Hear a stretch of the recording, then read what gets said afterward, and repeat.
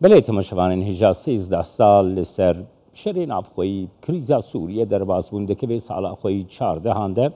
خلک سوریه جبو جیانه که باشتر جبو پیش روشه که باشتر جبو دموکراسی جبو معافی مروی رابون سرپیه 13 سال در باز بون روشال سوریه جهه کو بر باشیه و بچه نهاد خرابترین روشه ده در روژین هری تارید اگل سوریه تیجیاندن.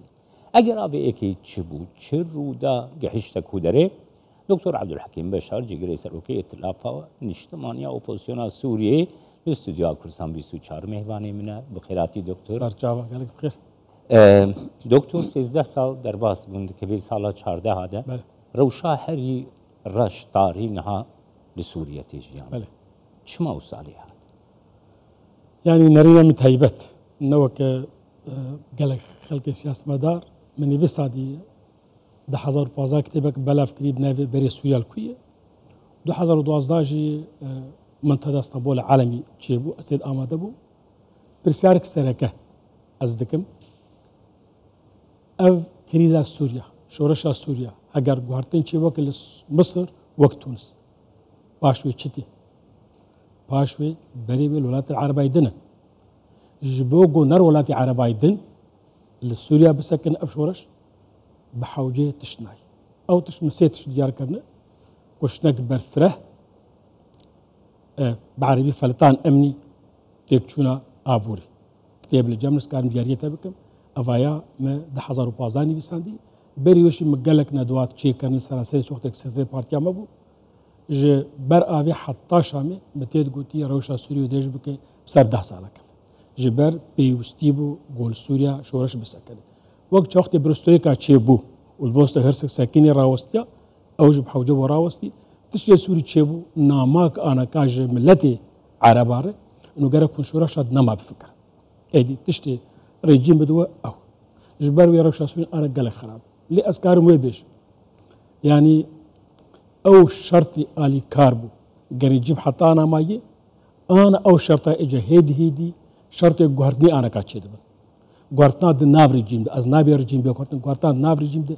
او شرط انا بيداد بزم دمك ندريش سالك 10 سال او شرطي غورتك د ناف ريجيم دغو چبه هيدي دي بيداد دكتور زنها يعني اف يك جيدرت كفي گو دنيا بخوشي نا اماده بكو روشا سوريا بيگو هرتن حتى پروبلمی خو آلوزین خوی روجلاتا نافین ده سر عرضه لسوریا هم برای هفدوب کار بینه یا نجبو سوريا بتايبت جبو ولاتن دن بله ولاتن دن غورتن تي تشبو شرط دين نالي كاربو يعني بله. ولاتن دور برندن شرط دين نت الي كاربو غورتن تي تشبش بوق نر ولاتن دن دبي سوري شورش راوسته چال بوس هوسك راوست يابشي برسوريكا دبي سوري راوسته وراوستنا يجمو سي شرطن او سي شرطي انا حرسي بيكاتن شورش راوستيا ليورجين بردوام كي از بهارم ادي زحمتي چه ويانا انا وك شروفابك چار حكومتن رجيم صدي شيش دستي ودي او شيش ندستن شريكي وي حزب الله ايران روسيا وضعي ابوري تكشو بجارك اجبر اجا هبونا في سيستمي انا هي رجيمي بوي زحمتيش بو روسيا وايران حدوا هالشكل يعني ما كان بردوامي الكاريايب خاصه بريار امريكي اوروبي انه ام تطبيعي ناكن ام افاي ناكن ام علاقاتها فنا قرينا جبوفا حرسي ازبهورم ايدي بحوجي قهرتنا كد نافر جيمت شب يعني ناخذ تجربه ليبيا لسوريا شباب تجربه يعني فوضى بيتر از تخمين دكم يعني نيرينمي انه يعني 10 سال ممكن بچا كيم زيدا قهرتك هندر رجيمت شب سروكتيا رجيمه بيدان اليكي برنگكي اشتيانا قهرتك شب بي بو لسوريا زحمتي بيترچب كيكي دكتور نهام ملتي سوريا رابو سربيا بله داخوازا جيانكي اولا ديمقراط اشتيانا هاتكرن يعني اوبوزيسيون سوريا كاري دي چرچويا و حستن خلق سوريا ده خو باش اورغانيزه بكن نا يعني اوبوزيسيون كما يبرا لاستخوازم تشتكي انا كقوتنا جناب سروك مسعود برزاني كونغري وايد داوي كونغري سالا تشو قلت نكت بيجر بو بحكمت دي بيجي جهيبونا كتي خناف ريبازا برزاني وخباطة برزاني والناف سلوكي خلقندن اي بارتي عمه اموش خوازن جهيبونا كتي خناف شورش وك شورش كرابويه جبو بيك اين حريتي وديمقراطيه وما في مروفان وكفي و ام جهيبونا كتي خناف او كيموكاسيه اوبوزينا سوري اما ام وك كرد وك انجمان اجتماعي كردي ام يعني بجوكتوري دات سر كيموكاسيه عفريني جريس بي سريكانية ليتور شورش غير السوري از دقلك رو بلواد بشدار حر تشتكي بجوج كل دبي تشدبه رونايد بسر وبلافت يعني الاعزاز الجرابلس وادفرا لحد فرا تشدب كيموكاسي وبلاد ام خوا يعني حتى يرو امشكارو بسوي نرازينه وما قالك بروجي بيشكش كرنا لاوتشتي ممكن يعني نجو اوبوزيشن ناخوازه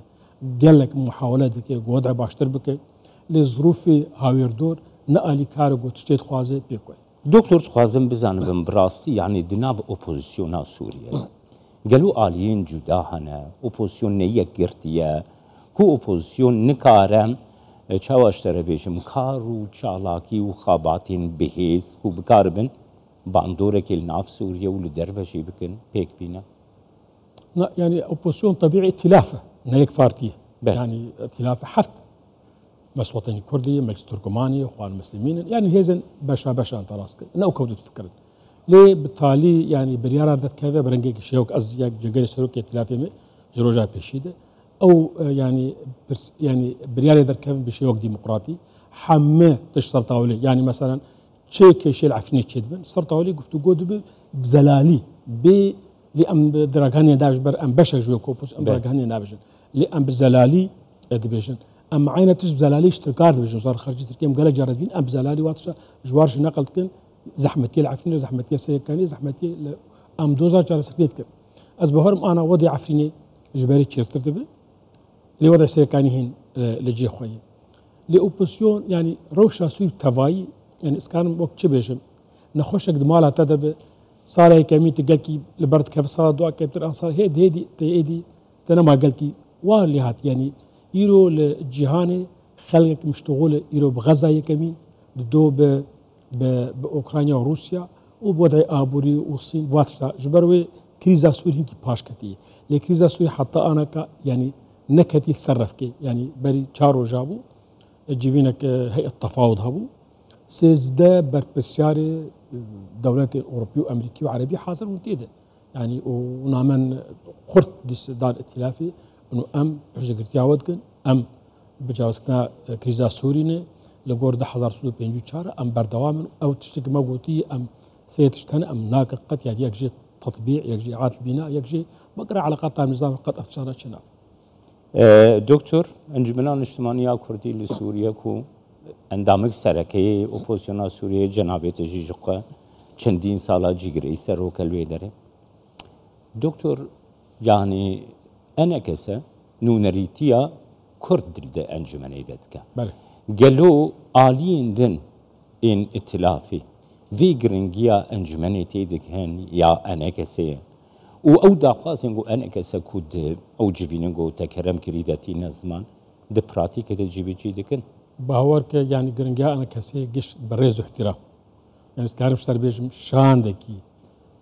كواليسيوني هر چه دولت اوروبي دويكي انجمان اجتماعي كردي يعني دوي از ناف دبم لو قو از نا آمادم از لفي دري مثلا هولير مختنبه هاوالي كدج انجماني بجدار دبدر يعني چه جيفينا كواليسيون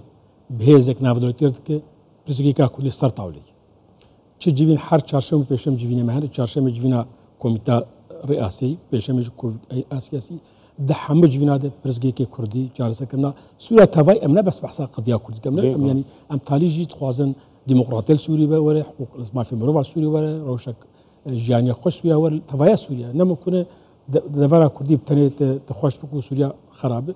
ام وك خد بينن بابسياري ملاتي سوريا جي وبتايبات بابسياري ملاتي كرد سيو اصلي ام يعني مناقشات فكرتين كان يعني تم مناقشات قرتي تنانه تشتي ام ورد بيج اندراكن نابش بله يعني ام قال لك تشتي بجوكم مسا طاولي داتي بله قال لك سباس بوتا دكتور عبد الحكيم بشار جيجري سروكي اختلافات اجتماعي سوريا استوديو ميواني سرچاو قال سباس